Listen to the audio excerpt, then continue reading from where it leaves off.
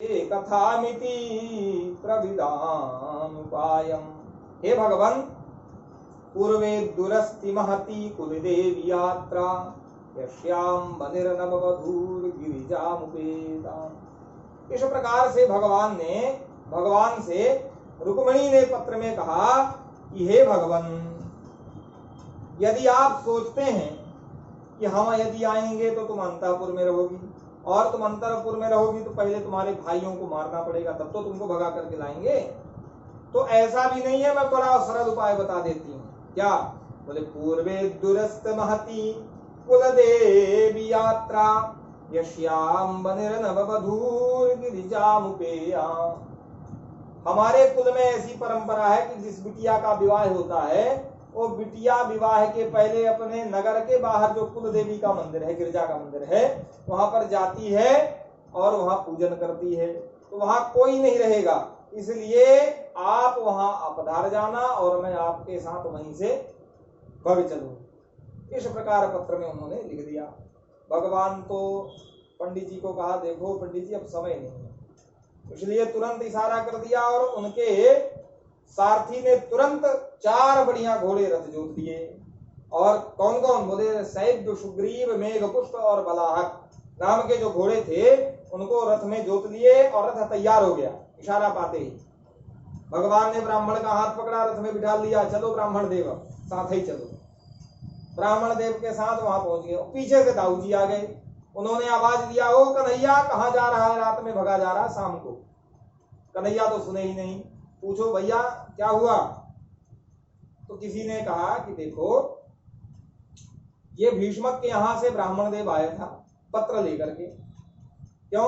बोले रुक्मिणी ने शायद पत्र भेजा था, ऐसा ब्राह्मण देव बता रहे थे। ओहो, दाऊ जी तो सब समझ गए। बोले चलो रथ घोड़ा सब तैयार करो, सैनिक तैयार करो और चलो पीछे पीछे। मैं समझ गया अब क्या स्थिति होने वाली। अब तो दाऊ भी पीछे पीछे हो रही है।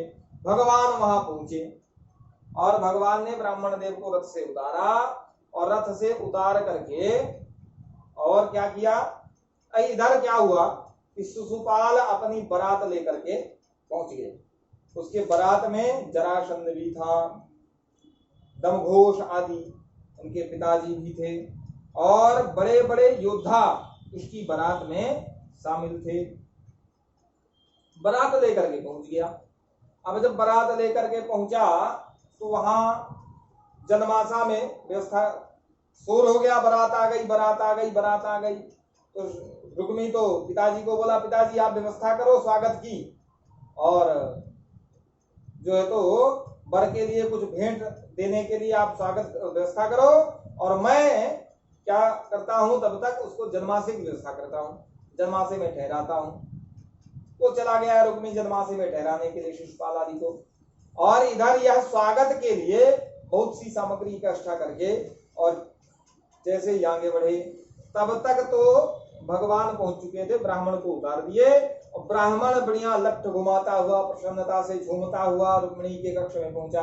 और इधर रुक्मिणी क्या सोच रही थी कि अब क्या होगा, अभी तक कोई ब्राह्मण नहीं आया, बारात द्वार पे पहुंच गई, अब क्या होगा, कुछ समाचार नहीं मिला। तब तो भगवती को स्मरण करने लगी, गणेश जी को स्मरण करने लगी। दुर्भगाया न मे धाता नानुकूलो महेश्वरा, देवी बा विमुखा गौरी रुद्राणी गिरिजाशती। लगता है ना तो शिव जी अब हमारे सम्मुख हैं, ना ही गिरिजा हमारे सम्मुख हैं, ना गणेश जी। अरे हमने इतने 16 सोमवार के व्रत रखे, इतना देवी जी की व्रत किया, लेकिन आज कोई काम नहीं आ रहा है। इस प्रकार से वह रुक्मिणी विचार कर रही थी। तभी क्या देखा कि सामने से ब्राह्मण देव बढ़िया झूमते हुए पहुंच गए। प्रसन्नता देख करके तो रुक्मिणी फूल ही नहीं समाई। अच्छा कोई काम बन जाए और फिर उसकी प्रसन्नता देखिए, और काम ना बने तो चेहरा लटका हुआ आएगा। रुक्मिणी दौड़ के गई और ब्राह्मण देव से पूछा, बताइए बताइए क्या संदेश आया है। तो ऐसा